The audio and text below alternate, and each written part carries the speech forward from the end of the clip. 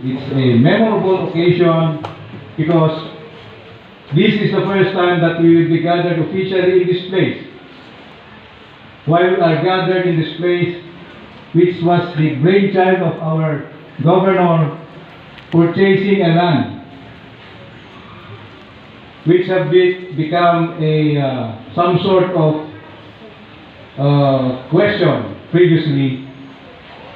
But the main point there is for us to have a wider area plan wherein our provincial government could host big gatherings like this. As well as today is the dawning of the rank or filling of the rank of our governor having commission as a reservist officer with the rank of Lieutenant Colonel. My friends, we are so happy to welcome Brigadier General Krishnamurti A. Mortella in this occasion. And I would like to explain a little bit why we are gathered here today. Why is our governor being pinned a rank? You might ask the question, why? And I would like to start with the reason why, or the legal basis, is because there is a law. And this is also the mission or program of our national government through Republic Act number 7077. And what is this? It is all about the Citizen Armed Force or Armed Forces of the Philippines Reservist Act. You may wonder why.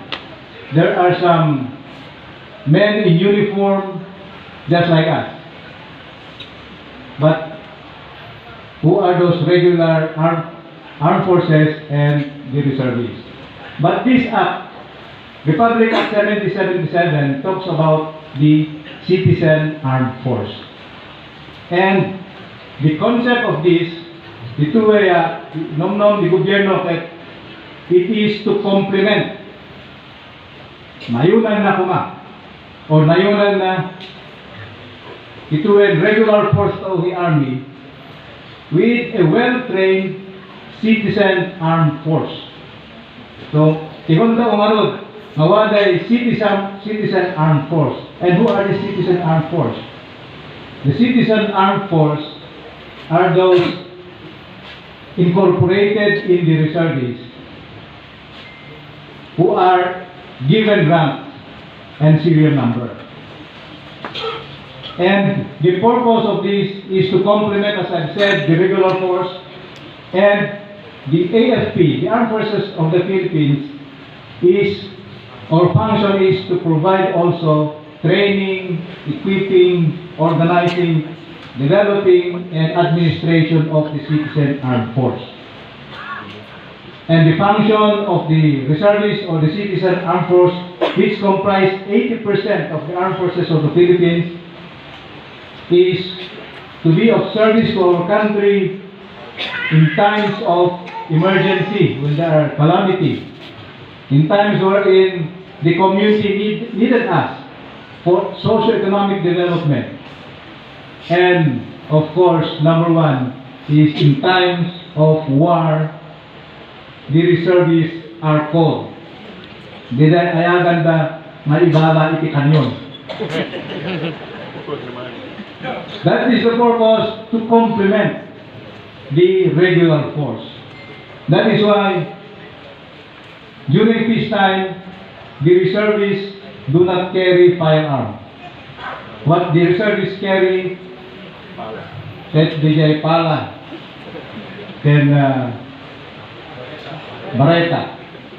Because peacetime, what we do is to help in the socio-economic development of our community. Now, who is a reservist?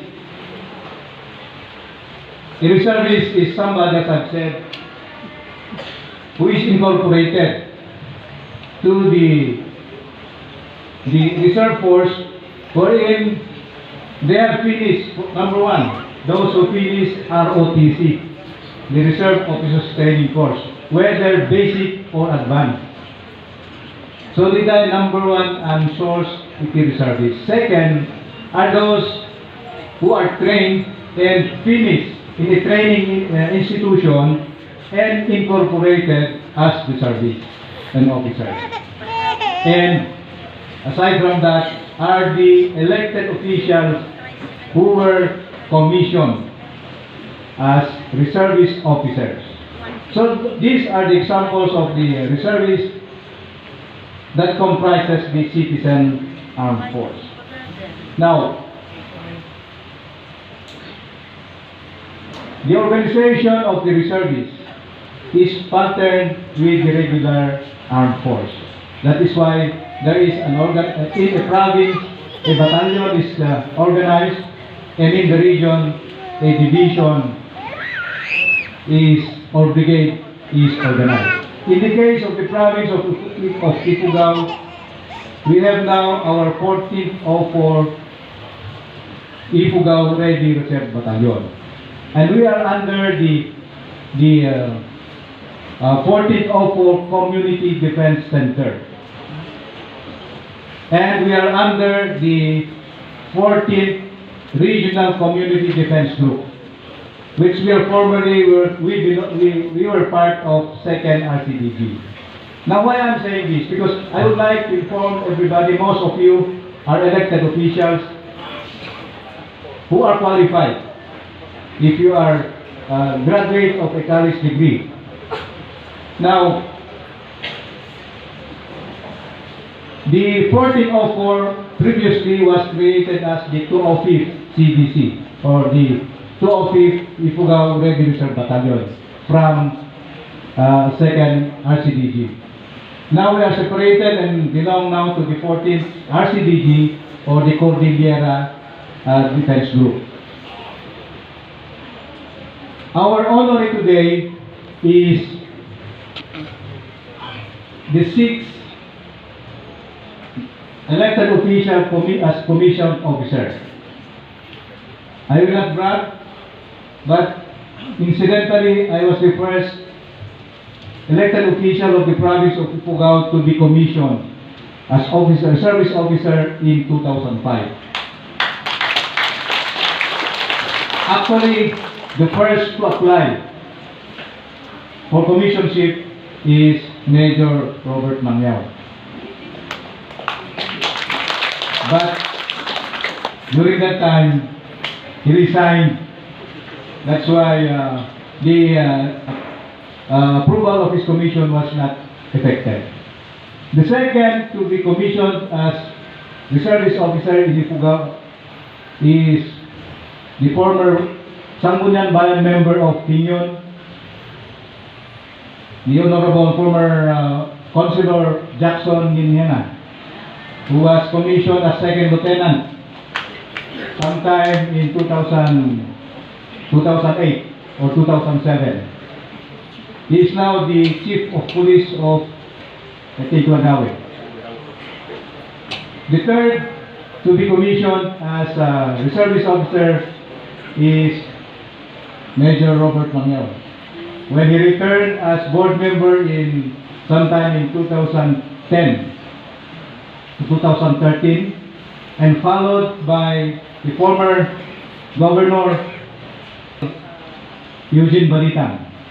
He was the fourth commissioned officer, and for a long time, the fifth commissioned elected official of Ifugao was Major Agustin Calyain of Pino.